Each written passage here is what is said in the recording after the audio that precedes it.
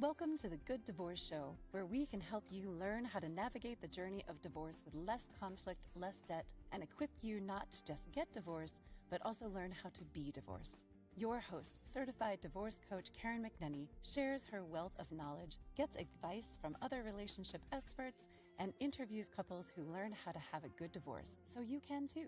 Now here's your host, Karen. Hello, listeners. I'm Karen McNenny, your Good Divorce Coach. And today, coming from Northeast Florida, we are chatting with Heather B. Quick. She is the founder and CEO at Florida Women's Law Group. She graduated from Stetson University College of Law with honors, and she began her career as an assistant state attorney in the 13th Circuit of Florida. But before opening her own practice, she worked with her uncle's family in a criminal law practice and for a statewide firm practicing medical malpractice litigation. But in 2006, Heather opened her own firm. She is a current member of the Florida Bar Association, the Jacksonville Bar Association, and Jacksonville Women Lawyers Association. Her professional and community involvement extends beyond her passion for helping women in the legal space. She is also a certified yoga instructor, which I think that every divorce lawyer and divorce professional should come with that kind of self-care. She is really committed to helping women guide them through their divorce, finding out, is it right for you? She has written several books. The fifth one is in progress, and currently on the shelf, you can find Women's Guide to Divorce in Florida. Is divorce right for you? And Women's Guide to Becoming a Successful Entrepreneur. She is joining us today from Northeast Florida, where she lives with her husband, 3 kiddos, and 4 dogs. The dogs are almost outnumbering the humans. Welcome to the show, Heather. Nice to have you here on the Good Divorce Show. Thank you, Karen, so much for having me today. I know I get the question, and perhaps you do as well. Why would anyone want to spend their time working with folks going through divorce? It just sounds so stressful and depressing. What brought you to the work? What keeps you in the work? So I would never have considered it as a law student or frankly, with my first job from law school as a prosecutor. I loved criminal law. I still do. I find it fascinating, but really only on the prosecuting side. And I loved being in the courtroom. And, as I transitioned from the state attorney's office, my uncle had a practice for many years. I worked for him, and this was several years ago, but he did a lot of everything, in the beaches area where we live. And I learned family law from him and some criminal defense, and really realized that criminal defense was not for me. I'm a prosecutor at heart. And also learned at that time how much I could really help people going through a divorce, because the legal system is, meant for lawyers, not for lay folks to maneuver. And you can really make a difference in someone's life and really help them through the process and achieve things that they can't do on their own. And that really was what led me to that area. And the more I practiced and the more I realized that I was very good at this. And frankly, probably due to my parents, they've both been married multiple times to different people and divorced. So I had a front row seat to a lot of marriages and divorces throughout my life. So I completely understood where they were coming from. The various men my mother had been married to that were, in the past horrible. The same with women, or at least, one that my dad was married to was horrible. And so I really had that option, I saw all that. And so when, I was counseling people, I just was yeah, I'm really good at this. I've lived pretty much everybody's story, it seems, on one way or another. And I'm good in court. I had great trial skills, so that allowed me to really advocate for clients. And And then, I further developed, a realization that I really loved helping women, and that, again, I was really good at it. They were repeating the same patterns over and over, and I could really make a difference for women going through divorce if I created a practice that really catered to them and the road they go through when they're divorcing. So that was how it was. Yes, and you have built a beautiful practice, Women Winning Divorce. I'm going to dig back a little bit in time, Heather, as a child of divorce. Mm-hmm. And the retrospect of your experience. And as you've already highlighted, it wasn't all rosy. There was challenges and things that you wish that maybe your parents had done differently.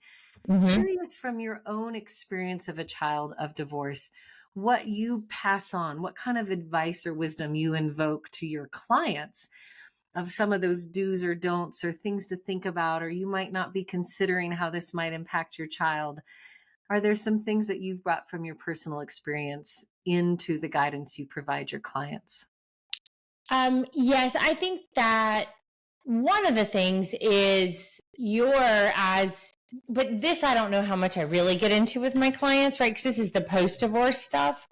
It is the new relationships, and that I think that is, people are not aware of the impacts that have on children as much.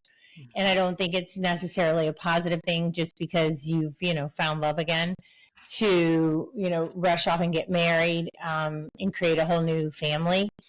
I think that is difficult. And I think probably the majority of what I experienced or I, perceived as conflict between my parents had to do with my father's new wife, and I will say, abdicating his responsibility to communicate to his new wife. I do see that a lot.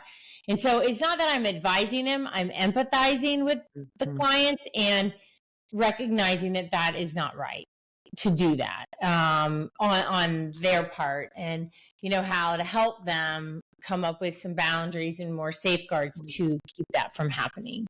Yes. Oh my gosh. And I think also reminding those of you that are entering into your post-divorce life, sometimes we want to dive into those new relationships while we're going through the divorce. And I would say, even if you found someone special, tap the brakes, keep it on the down low.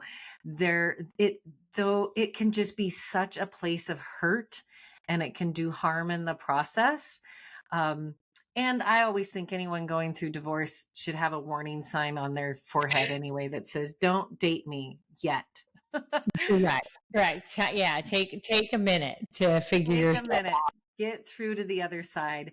And when you do start dating, to remind all of us, because it can be really exciting that there's new love and a new relationship and a new beginning, especially if you've come from just a really apathetic, underwhelming, or even damaging marriage. We're ready to get on with it. It takes time. And I recommend space for yourself to re-identify who you are, who you want to be in your new relationship, and that you don't even bring that person into the children's life until that relationship has been established at least 6 months, so that we don't get the swinging door, people coming and going, kids attaching, putting their hearts. Maybe you're re-partnering with someone who also has kids, and those kids start to bond, and then the relationship's gone, and then there's a rinse and repeat and a rinse and repeat. So beautiful to know that new love can come, but there are intentional ways to do it, and there are ways that can really be harmful long-term to your kiddos. I was really struck as you were chatting, Heather, about this interesting path that you've had as a lawyer, and in different areas, and just how you as a professional have transformed and continued to grow this beautiful firm.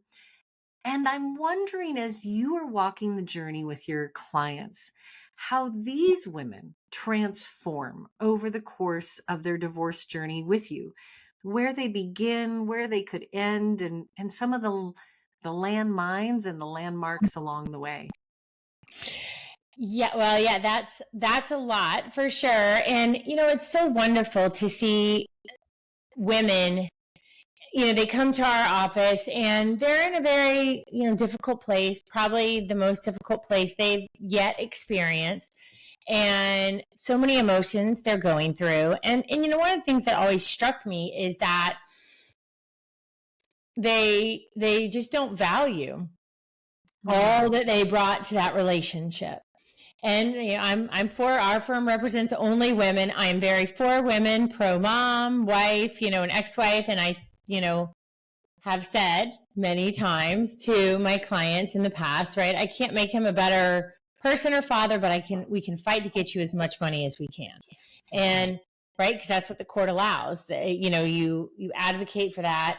And also it's educating them on the law, so they have realistic expectations. They understand where the law is on, shared custody. And it's changed so many years in my 24 years of practice. And it's not all women are prepared for that. And so, there's a huge adjustment. There's a lot of fear. There's at times they, feel victimized, but then act like victims. And, we're trying to help them not play that role, because that's a choice. And that's how you understand the process. You educate yourself, and you really look at what are the finances, because it doesn't matter, whatever the income is when you're married, whether it's both you working or just one, for a while, it's probably going to stay the same, but yet now 2 households. And so to come in with this expectation based on most people's experience, which is just, TVs and movies about divorce, and I don't mean that in any negative way. It's just, it's what it is, right? That's your expectation. And it's like, no, he should keep me, in the standard of living that I've become accustomed to. Fair. And I don't disagree, right? But I don't write the laws, nor do I, preside over any of the cases. And it's usually impossible, right? Because the money is where it is. And that's sometimes a hard pill to swallow. But then it's like, but you're one more than just that. And what can you do, right, to help yourself, in addition to where, whatever the law provides for you. And, that is something that the more and more, the longer I've practiced and watched women, and I have my own daughters, and, I think y'all need to be prepared to take care of yourself. And you should never expect anybody else to take care of you in a financial way. Right? Like, you are a strong, very smart human being. You should be able to be responsible for yourself. And that doesn't mean not to get married and share in things, but, just be careful. It's a slippery slope. And women still today, young women still think that's the dream. And it ends up being a nightmare for most of the women I see. And so you give up your power in a relationship. You give up that equal footing when you can't provide for yourself. So anyway, it's changed over the years, right? And I'm still advocate, make him pay as much as we can. And I just do, that's my job in court, right? And our team. And the laws have changed since I started practicing. So it's not, as favorable in certain cases for alimony as it used to be. But that's all right. We can still help you understand what you're entitled to, right? Like, that's a big thing. And, so many women are like, well, he said that's his retirement. And I'm like, well, you've been it's yours too. I was like, that's not even an argument. It's just 50-50. Like, that's just a given. It's just a given. And helping them understand, like, no, what you brought to the table has value. Now, how much of that is going to help you, sustain yourself over the long term, we have to figure out. But it's really amazing when you see this like light go off in their eyes, and then they're like, I'm going to be okay. And I'm like, you're going to be okay. Yeah. There are a lot of other cases where it's going to be tough financially, but it's going to be worth it. And they know it. And that's why they're in this office, right? Because they know they need to be the person who they can be divorced for themselves, their children, everything. And it's worth it if they have to work a couple jobs and figure it all out.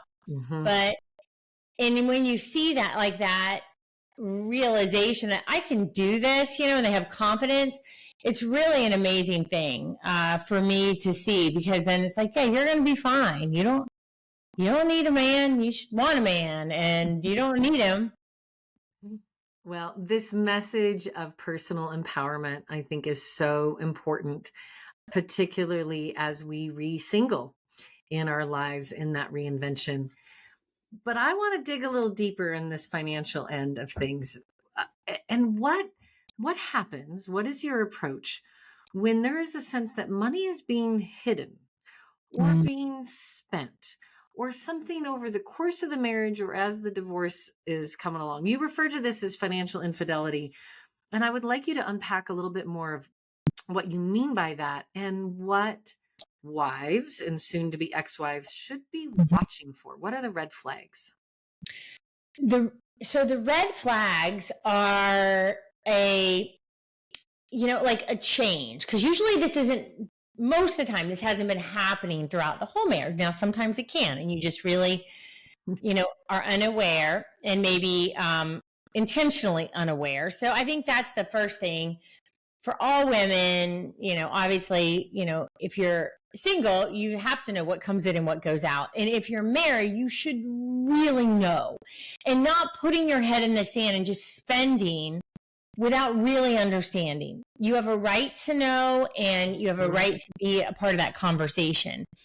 And what I've heard from women is, we used to always do this like trip or this vacation, and now he's like, we don't have money. And you're like, why don't we have money, right? Like, you've been working, and maybe they've even been working, but they're just not as involved in the finances. And it can be, sometimes it is a gambling problem, or they've got a huge spending issue.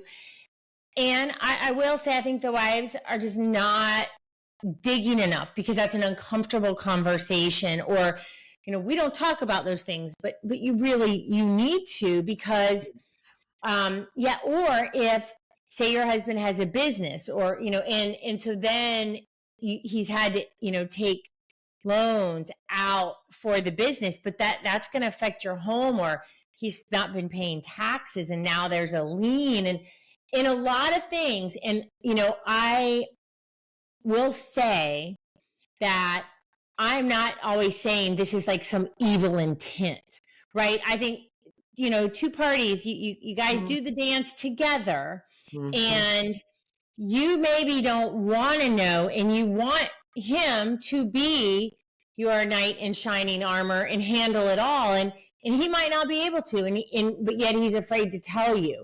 And I'm not saying either of these behaviors are healthy, whatever, marriage and relationships complicated, but I think that is so important that you have the conversation, because it could be, he could be having, sending money somewhere, trying to hide it. He could be having an affair. He could be gambling. He could have a drug addiction, things that just take a lot of money and it doesn't return. And that can be, it's as devastating as sexual infidelity, because say they, mortgage the house up, you've got like 2 or 3 mortgages, and you really are like, I didn't know. And they're like, how did these things get signed? And, you don't know, but all of a sudden the life you thought like financially you had, you didn't. And then of course that affects everything else in the marriage, because that's such a trust issue, and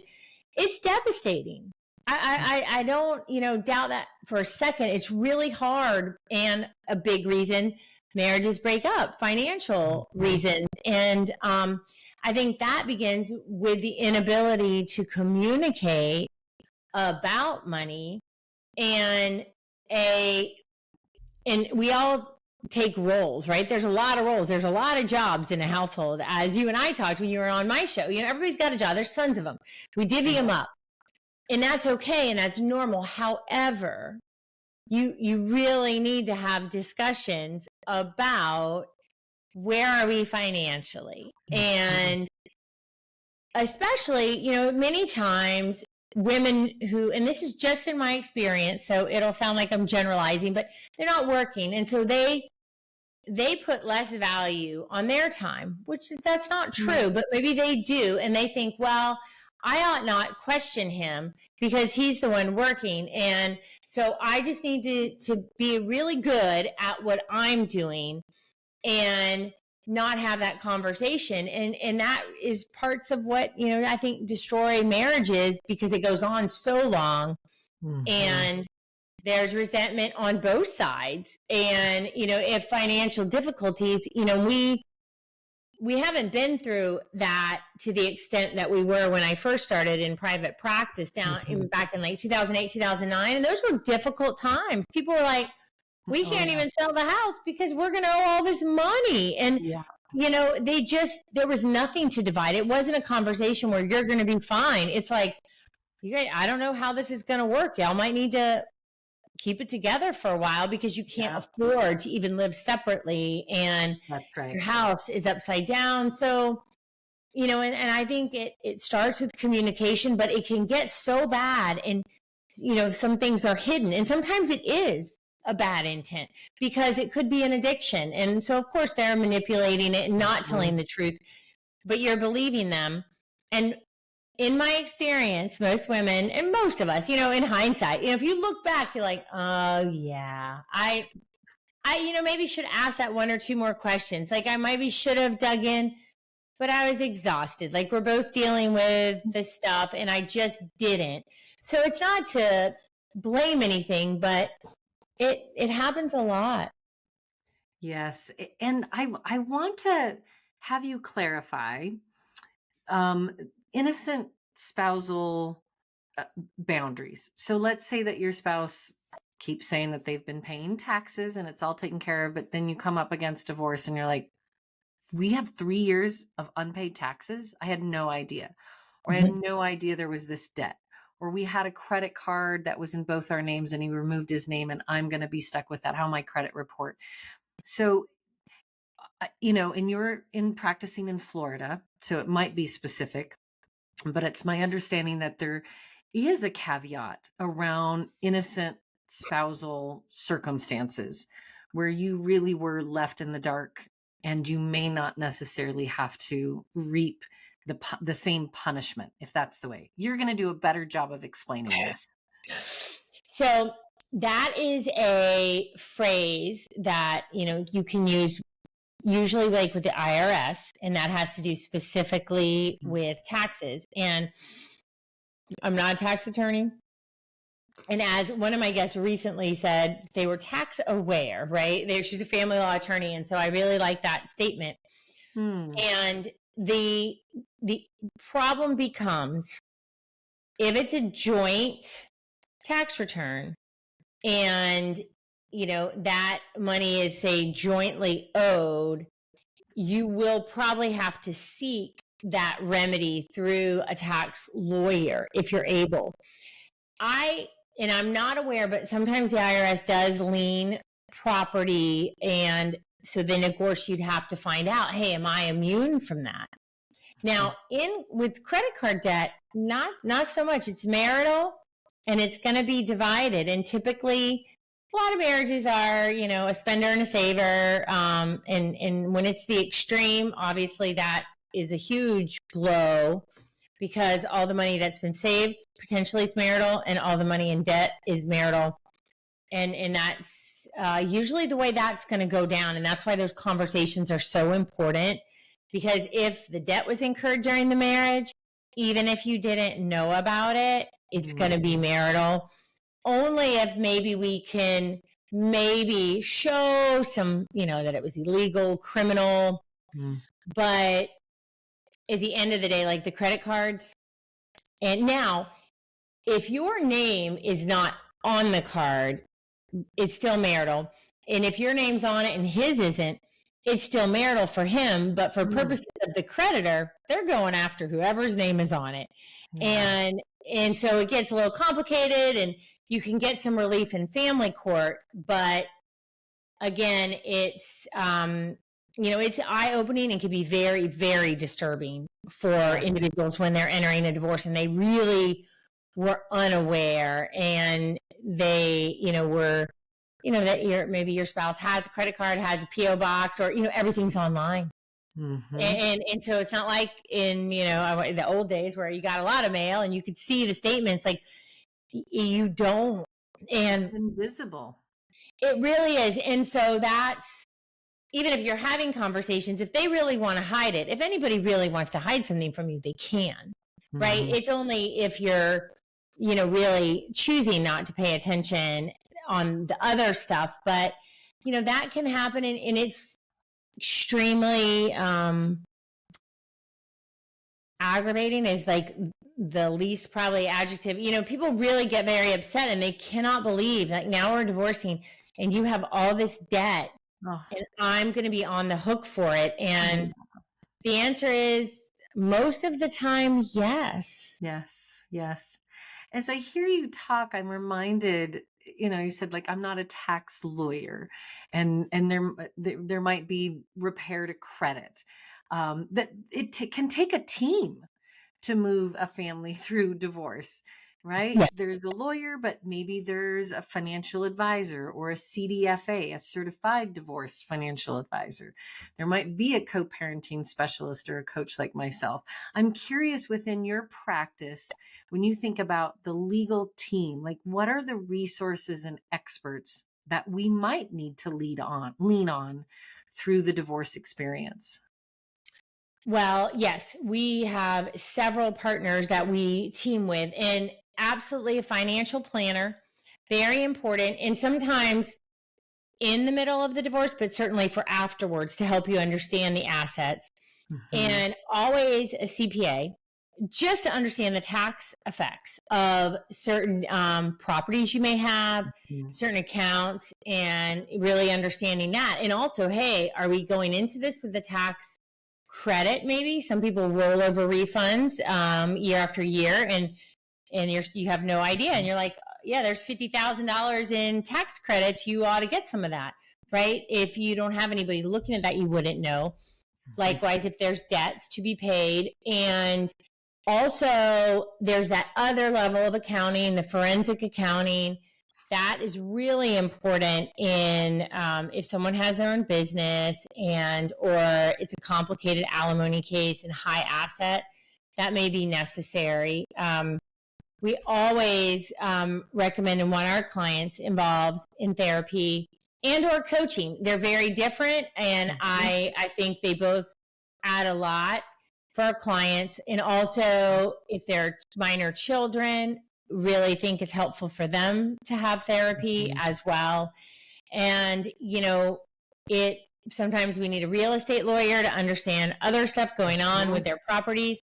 So yes, we really make sure we have all of those types of experts when necessary, ready to help, because, you may understand it, but the court, is not going to take you as an expert on certain things. And we may understand it as the attorneys, but we don't testify. And you really also want the opinion of somebody that has that expertise to guide you, so that when we go to mediation, you understand if that is a fair and good settlement for you and the implications of that. So the team is so important. And, does everybody need all that? No, but some people do. And sometimes it's just, we need a parenting coordinator. That's something we have, very often, that I would say probably is similar to what you do for individuals, but usually this is either agreed upon or court ordered. And it can be extremely helpful, and they just need help because they've never communicated or navigated that very well, hence the divorce. And now they're like, okay, how do we do it now? So it's something that definitely we use very often. Yep. So good reminder, listeners, that there will likely be a team of experts, and not to be shy about being really transparent about what you don't understand, where you need help, clarification, and to call in the cavalry as needed. I'm going to take us in a totally different direction for a moment, Heather, and something that we don't often get to talk about here on the Good Divorce Show, which is when there's been substance abuse, addictions, in particular, things that could create an exposure of harm to the children. So for instance, I had a client, I tend to have a number of clients whose spouses are alcoholics. Mm-hmm. And now suddenly they are going to have shared custody. Their fear is, will my former spouse drive drunk with the kids? Will they be home alone? Are they going to pass out on the couch? Are they going to oversleep and not get, a whole variety of concerns when it comes to the abuse of some kind of substance. Mm-hmm. And they're always like, what can I do, Karen? What are the parameters? How do I protect my kids from their other parent, who I actually think might be in danger? But how do we prove it? How do we make a case? And how do we ultimately help, maybe that parent get sober so that they can be a more effective, proper parent? So big category of substance abuse and fear of safety for kids. How can we help those moms? Well, some of the first realizations is that you can't control, your spouse and what they do, but you can ask the court for help. If we can show this is a problem, mm-hmm. and the courts so can. What might that look like? How do we show? And I also want to caveat, you work only with women. So we're talking about, yes, the tables could be churned. So for the dads that are listening, yeah. I understand that your female spouse may very well be the one with the addiction issues and the concern of safety. So when Absolutely. You say we're going to show something to the court, what might that be? You've got to have evidence, right? So one of the things is, you need to share this immediately with your attorney if you're seeking a divorce. And often clients will come to us and they're like, well, what else is there? It's like, well, I do a divorce. And sometimes there are civil ways you can help someone get help. But, for us as divorce attorneys, if we're going the divorce route and that's the issue, we need to understand the facts. It's very fact specific. You must tell me all the things that have happened, because not everybody, in fact, a very small percentage, of alcoholics have DUIs, right? It's very rare. We're going to have a whole nice court record to show. Right. So we're going to need instances. We're going to need your recollection. What is going on? What are those things? Why are you concerned? And so it's real important. Many times, I've had conversations with women and they're like, well, I don't want to disparage him and I don't want to file all that. Well, then don't think that if we don't bring this up now, that this is something that is a negotiating tool. It's not. Mm-hmm. If it's happening and you have concerns, you better bring it now, because if you're going to not address it and just trust him, the court is not going to really believe you.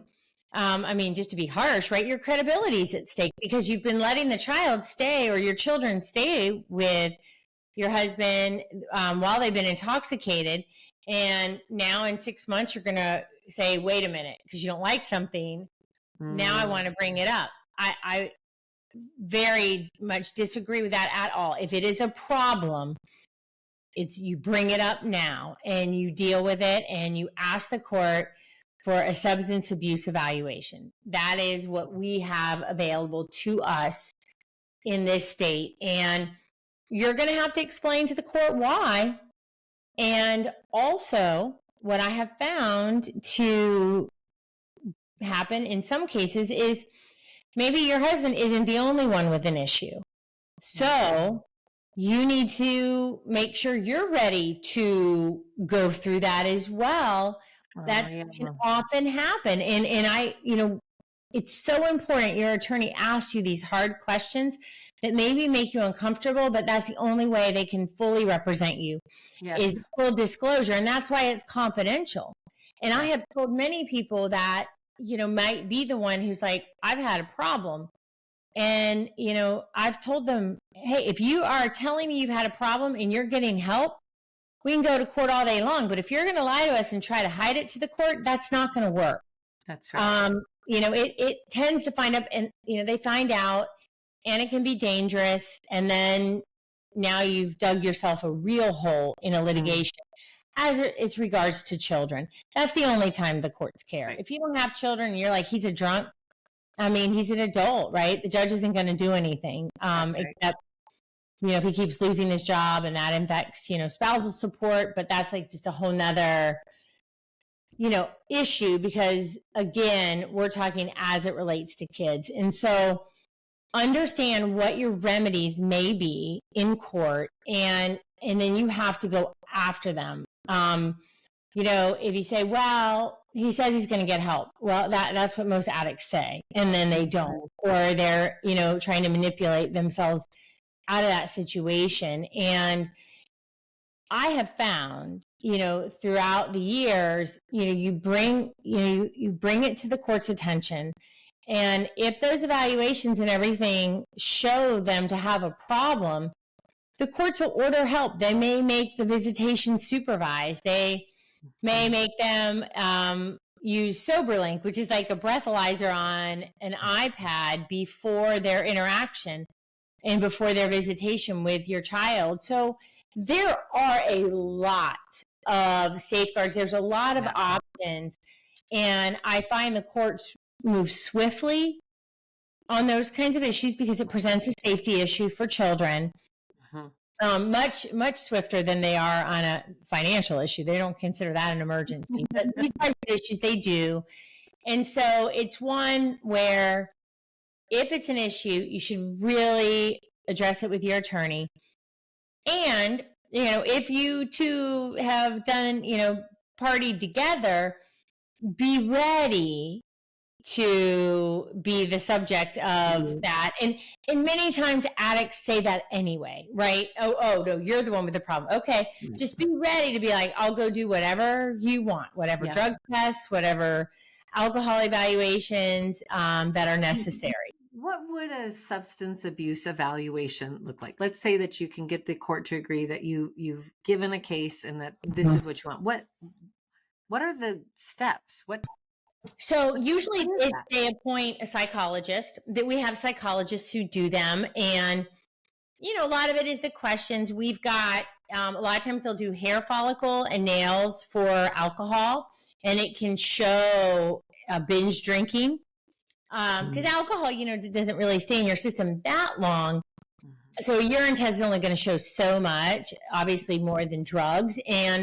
But they'll do a lot of testing and psychological testing and things, and they will come up with a report. And in my experience, they're usually identify when there's a problem. And I've got to say, those are severe, right? People have, real issues, but it exists and it's important because you are worried about your child. So, or, you don't really even, you might not have to do that if, say, he just got arrested for a DUI. And then, like I said, not always do you have that kind of proof. And it might sound like cynical or hardcore on my part, but I'm all about evidence for the court. And so if you do have that, it's like, well, if this is what you're thinking, this is the time to go pursue it and really have the evidence that you need.